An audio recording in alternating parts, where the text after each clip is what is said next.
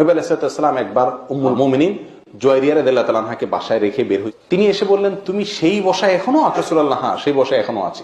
মুমিন জুয়াইরিয়াকে, দেখো তুমি এতক্ষণে যত আমল করলে, যত জিকির করলে, যত দোয়া করলে, আমি 4টি মাত্র বাক্য 3 বার পাঠ করে যেই পরিমাণ সওয়াবের ভার আমি সঞ্চয় করেছি, তোমার এই পুরো সময়ের নেক আমলের চাইতে ওইটা ভারী।